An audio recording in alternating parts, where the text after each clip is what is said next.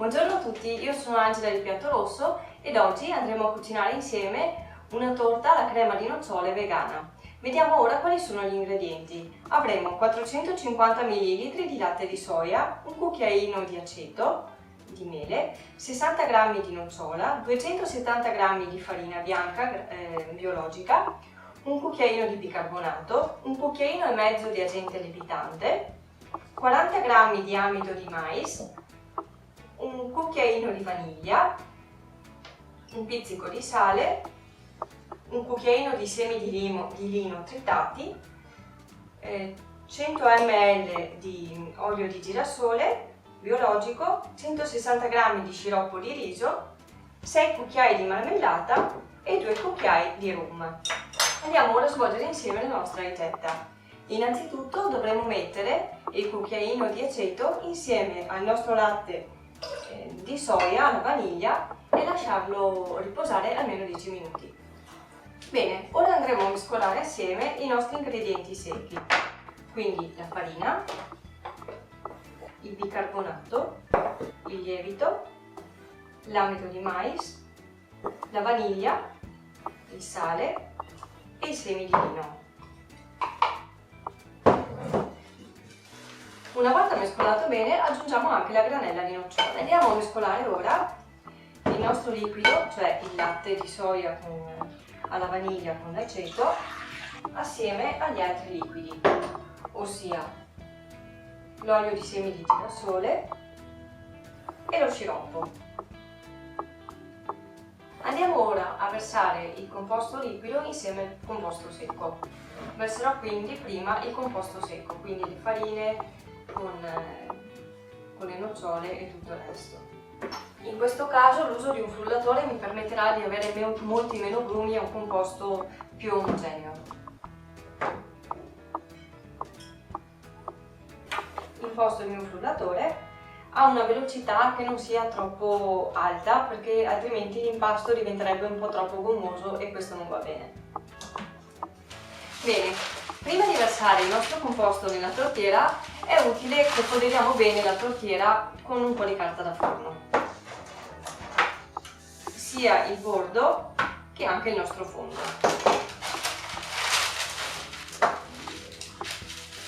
La tortiera chiaramente deve avere uno stampo, una cerniera apribile.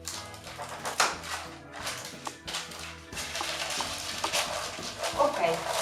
Quando la nostra tortiera è ben foderata, quindi anche i bordi all'interno sono ben aderenti, possiamo versare il nostro composto aiutandoci con una spatola magari.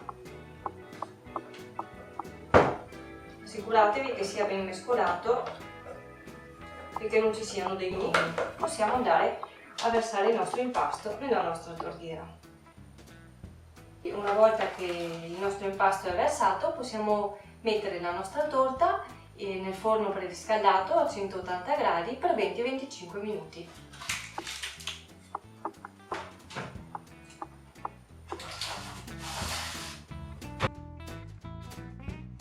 Togliamo ora la nostra torta dal forno. Come possiamo vedere è ben lievitata e anche ben dorata sopra. Adesso apriamo la nostra cerniera, attenzione a non scocciarsi. Togliamo completamente la nostra torta dalla base. Ecco fatto, una volta tolta la nostra base, aspettiamo che la torta sia completamente raffreddata prima di togliere poi anche la carta che ci sta attorno. Noi possiamo usare questo tempo per preparare la nostra marmellata con il rum. In pratica andiamo a mettere la nostra marmellata in una casseruola o in uno strumento simile,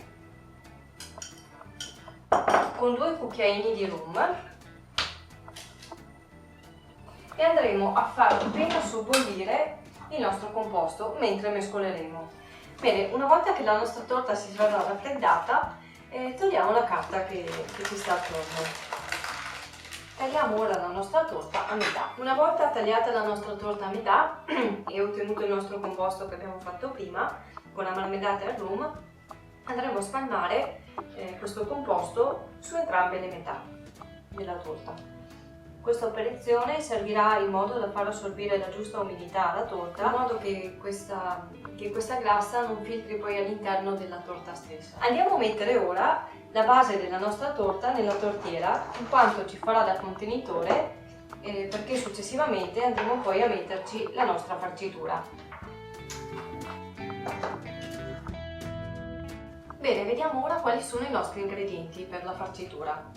Ci staranno 1,5 litri di latte di soia aromatizzato alla vaniglia, 195 g di sciroppo di riso, 2 cucchiaini e mezzo di agar-agar in polvere, 160 g di nocciole precedentemente tostate e poi tritate e 3 cucchiaini di amido di mais. Bene, andiamo quindi a mescolare l'agar-agar con il latte di soia alla vaniglia. Ci aiuteremo con l'aiuto di una frusta. L'agar-agar serve come addensante, forse più comunemente si è abituati a usare i fogli di coda di pesce. Ecco, è la stessa cosa, la funzione è la stessa. Una volta ben mescolato andremo a mettere la nostra pentola nel fuoco, la fiamma sarà media e appena inizia a sobbollire abbasseremo la nostra fiamma e lo faremo sobbollire per 4-5 minuti. Uniamo insieme l'amido di mais all'acqua e lo lasciamo un pochino lì. Andiamo ad unire le nostre nocciole tritate finemente e subito dopo l'amido di mais con l'acqua. È un'operazione che andrà fatta in maniera energica e anche veloce e lo lasceremo andare finché riprende il bollore. Mescoliamo quindi molto bene affinché non si creino grumi e raggiungiamo ora anche il nostro amido di mais con l'acqua che precedentemente avevamo lasciato e lo lasciamo nel fuoco fin tanto che riprenderà poi il bollore. Il nostro composto è tornato di nuovo a bollore, quindi lo lasciamo raffreddare per una ventina di minuti e dopodiché procederemo con il resto.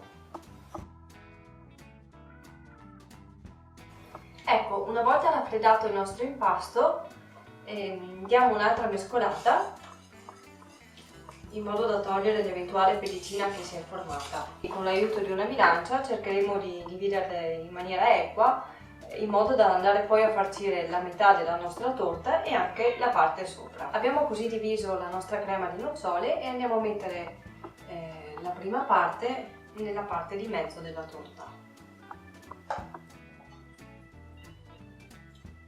Possiamo andare ad aggiungere le nocciole precedentemente tostate e fatte poi a granella. Noterete subito che dopo una decina di minuti si sarà formata proprio una gelatina. La nostra crema di nocciole andrà ad essere gelatinosa ed è questo il risultato che noi vogliamo ottenere.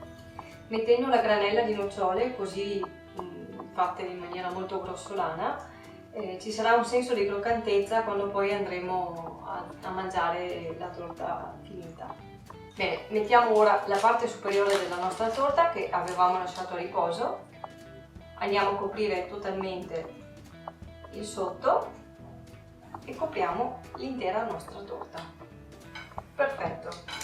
Come potete vedere nel mio caso avanza un po' di crema, ma è meglio non eccedere altrimenti fuoriuscirebbe. Adesso metteremo la nostra torta a raffreddare e la lasceremo raffreddare almeno 6 ore, ma sarebbe meglio lasciarla raffreddare per tutta la notte. Però prima mettiamo la nostra granella di nocciole per guarnire la nostra torta.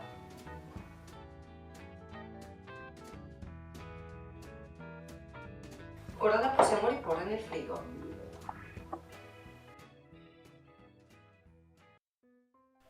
Sono passate ora 12 ore ed è giunto il momento di vedere com'è venuta la torta.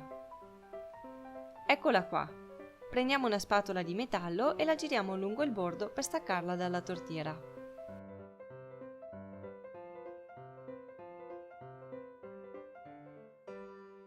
Apriamo ora la cerniera laterale .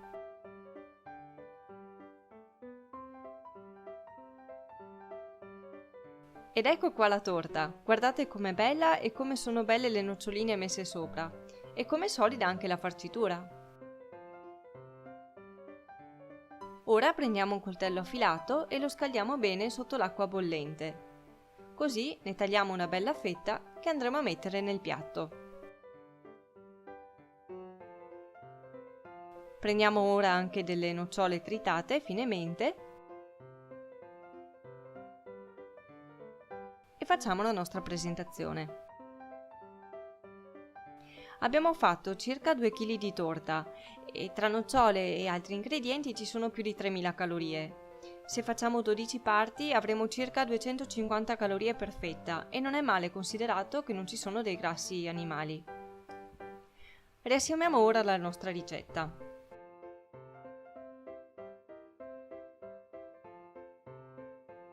Abbiamo preparato un impasto per la base con la farina biologica, nocciole e latte di soia e olio di semi di girasole. Abbiamo mescolato il tutto con un frullatore. Dopodiché abbiamo messo la base per l'impasto in una tortiera e infornato per 25 minuti. Poi abbiamo diviso in due l'impasto, spalmato con un po' di marmellata. Rimesso il primo pezzo nella tortiera e versato metà della farcitura a base di nocciole, latte di soia e agar agar. Uno strato di nocciole spezzettate per dare una sensazione di croccante, proprio al centro della nostra torta. Abbiamo riposto il secondo strato della base sopra e coperto anch'esso con l'altra metà della farcitura. Un po' di decorazione finale per sopra con altre nocciole e metteremo la torta in frigo per 12 ore. E buon appetito a tutti!